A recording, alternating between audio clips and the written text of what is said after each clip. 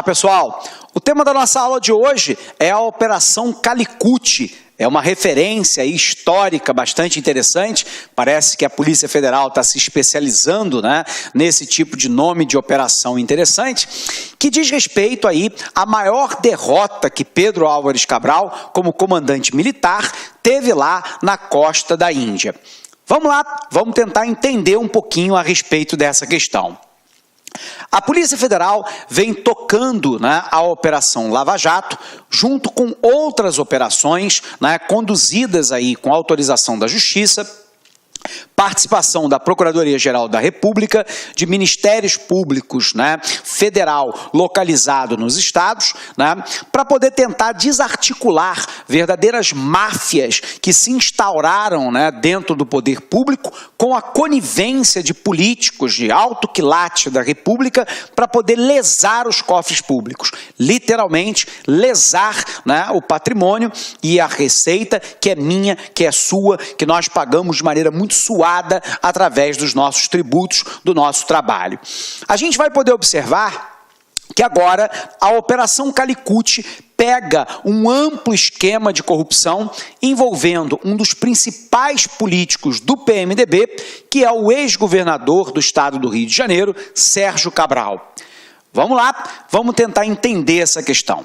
Primeiro, o nome da operação, Pedro Álvares Cabral era um comandante militar importante de Portugal, que chegou até a costa da Índia para poder realizar um comércio que nós chamamos de divisão internacional do trabalho.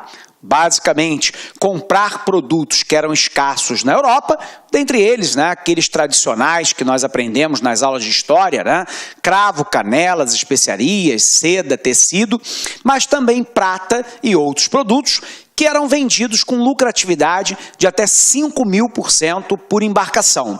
E, por um outro lado, trazer produtos manufaturados da Europa para ser vendido nessa parte da Ásia. Num primeiro momento, a chegada de Pedro Álvares Cabral à costa da Índia ocasiona um relativo sucesso econômico e de uma empreitada militar de Pedro Álvares Cabral para poder estabelecer uma ponte de comércio naquela área. Num segundo momento, os islâmicos e também os hindus percebem que o interesse de Portugal é de uma colonização de exploração, nesse caso, de uma exploração econômica do povo indiano e islâmico daquela região. Resultado, indianos e islâmicos se unem e impõem a Pedro Álvares Cabral a sua maior derrota militar ao longo da sua carreira, expulsando os portugueses daquela região. Essa operação, então, dá o nome, numa referência mimética ao sobrenome de Sérgio, que é Sérgio Cabral, onde ele teria, em tese agora, tomado uma grande derrota. Pois bem, nós sabemos que a denúncia da Operação Lava Jato e da Operação Calicut refere-se aí a um cartel de empreiteiras que já assinaram acordo de leniência. O acordo de leniência é uma espécie de delação premiada na esfera administrativa e empresarial junto ao Estado. O acordo de leniência é quando a empresa, se propõe a dizer os ilícitos que cometeu e quem com elas cometeram. E, portanto, nesse caso, um consórcio de empresas que envolve lá a Odebrecht, a OAS, a Queiroz Galvão, Galvão Engenharia, a Carioca Engenharia e outras mais. No acordo de leniência, que algumas delas celebraram, elas disseram lá que montaram um cartel, que é um conluio entre empresas para lesar o regime concorrencial, onde nesse conluio, dentro da sede da Carioca Engenharia no Rio de Janeiro, os técnicos e engenheiros dessas empresas se reuniam para montar um esquema de licitação que, primeiro, fosse uma obra superfaturada, por um preço acima do que seria no regime concorrencial. Segundo, que dificultasse ou impedisse que outras empresas não participantes do cartel pudessem ganhar a licitação e criar uma forma para direcionar a licitação de maneira que o cartel se sagrasse vencedor. Isso tudo, segundo a denúncia, com a anuência do governo do estado do Rio de Janeiro, até então comandado por Sérgio Cabral. E aí, né, essa licitação, abre aspas, saía desse escritório da Carioca Engenharia e ia quase que diretamente para a publicação do Diário Oficial da União e do Estado. Uma vez que a licitação havia sido ganha pelo cartel, o cartel, então, com a prática de superfaturamento, destinava parte dos recursos diretamente para aqueles que eram operadores, né, dessa facilitação junto ao governo estadual. Nesse caso, nós estamos falando do secretário de governo do estado do Rio de Janeiro durante a gestão Sérgio Cabral, o próprio Sérgio Cabral. Há uma denúncia indireta envolvendo a esposa de Sérgio Cabral, que tem, né, um escritório de advocacia, Adriana Anselmo, que quando, né, do início da gestão de Sérgio Cabral, o seu escritório faturava aproximadamente 1,7 milhão de reais ao ano.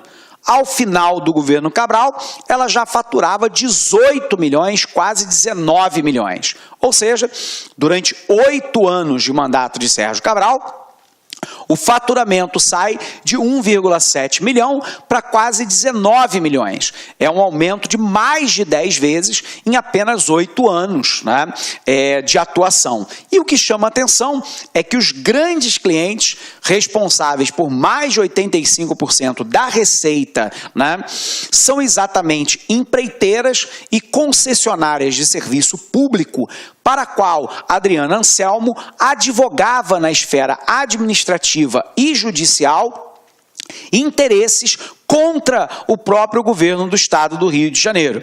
Então isso chama muita atenção, que os seus grandes clientes são de fato clientes que são concessionárias de serviços públicos ou o próprio cartel de empreiteiras que agora assina o contrato de leniência.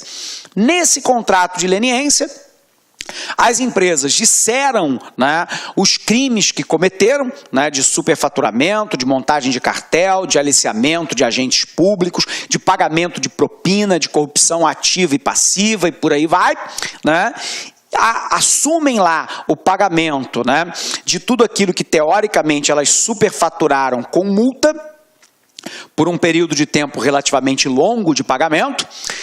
E, em virtude disso, podem voltar a contratar com o poder público. E nesse acordo de leniência ficou muito claro a participação direta, segundo a denúncia, de Sérgio Cabral. Sérgio Cabral, que ocupara, né, o poder no estado do Rio de Janeiro até 2014, né, de 2004, se não me falha a memória, um pouco antes, de 2006 até um pouquinho depois, 2006 até 2014, Sérgio Cabral, que tinha lá Luiz Fernando Pezão, atual governador do estado, também do PMDB, num primeiro momento como vice-governador e agora como governador do estado. E aí, na Operação Calicut, né, a Polícia Federal acusa, e a Procuradoria-Geral da República também, de Sérgio Cabral articular pessoalmente, né, um esquema de propina envolvendo esse cartel de empreiteiras e de outras concessionárias dentro do estado.